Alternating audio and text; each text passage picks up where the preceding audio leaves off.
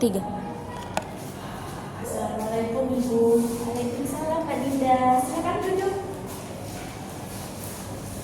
Selamat pagi Kak Dinda. Terima kasih ya sudah datang ke sini. Sebelum kita mulai, apakah Kak Dinda nyaman dengan posisi duduk seperti ini? Ya Ibu, sudah cukup lama. Baik. Sebelum kita mulai sesi konseling ini, Ibu ingin menjelaskan sedikit terkait apa sih itu konseling. Nah, konseling di sini yaitu proses bantuan yang diberikan konselor kepada konseli terkait permasalahan yang sedang dialami, sehingga konselor dapat memberikan solusi serta arahan terkait permasalahan yang dialami oleh konseli, termasuk permasalahan yang sedang Mbak Dinda hadapi. Nah, dalam misi konseling ini terdapat 3 asas. Yang pertama itu asas keterbukaan, asas kesukarela,an dan asas kerahasiaan. Yang dimana asas keterbukaan di sini Mbak Dinda dapat menceritakan permasalahan yang sedang Mbak Dinda hadapi secara terbuka tanpa harus ditutup-tutupi. Nah, untuk asas kesukarelaan di sini Mbak Dinda datang ke sini atas kemauan dari Mbak Dinda sendiri tanpa paksaan dari orang lain. Untuk asas kerahasiaan di sini Mbak Dinda dapat menceritakan semua permasalahan yang sedang Mbak Dinda alami tanpa harus dirahasiakan, karena saya sebagai konselor akan merasakan apapun yang Mbak Dinda ceritakan dalam konseling di sini. Baik Ibu, saya mengerti. Sebelum dimulai, saya ingin tahu bagaimana keadaan Mbak Dinda beberapa hari ini. Saya agak capek Ibu. Saya sedang banyak pikiran. Kamu masih capek karena banyak pikiran ya? Iya Bu. Kalau boleh ceritakan secara utuh, apa yang sebenarnya yang sedang kamu hadapi? Begini Bu, beberapa bulan hari ini saya sering bertengkar dengan ibu saya. Awalnya mulai dari hal kecil seperti masalah jam pulang atau keputusan dalam mengambil jurusan sekolah. Tapi masalah tersebut lama-kelamaan menjadi besar karena ibu saya selalu ingin saya mengikuti apa yang dimau oleh ibu saya. Misalkan seperti untuk jurusan, pergaulan, dan sebagainya. Jika saya punya pendapat, ibu saya akan langsung memarahi atau melawan dan tidak menghargai pendapat saya. Nah, baik. Sekarang ketika Mbak Dinda menceritakan permasalahan tersebut, apa yang Mbak Dinda rasakan di dalam diri Mbak Dinda? Dada saya sesak Bu. Nah, coba kamu rasakan apa yang ada, perasaan apa yang muncul pada saat kamu menyadarinya. Saya sedih dan saya juga marah.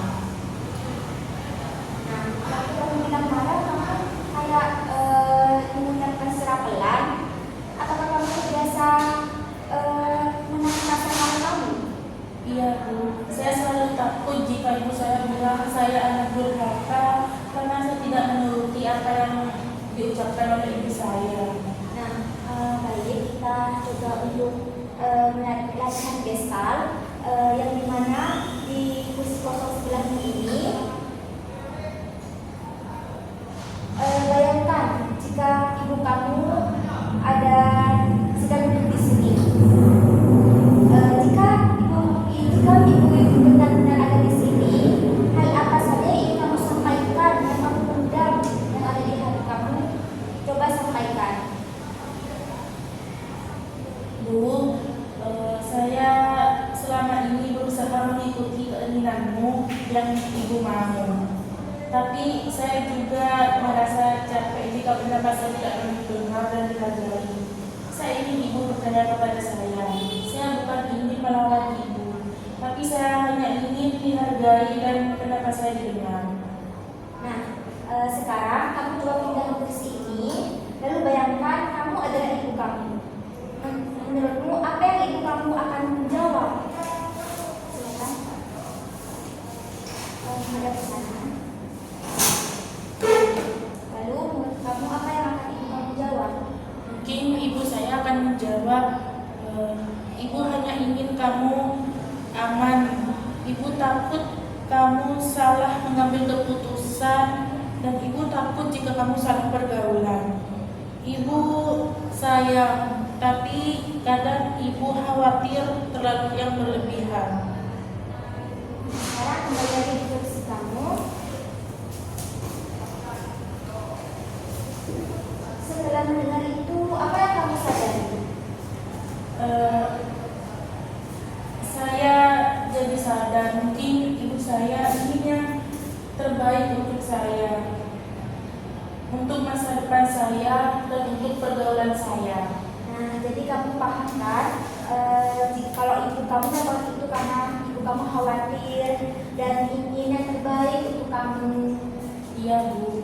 Nah, dari sesi ini, apakah kamu bisa mendapatkan kesadaran yang ada pada diri kamu?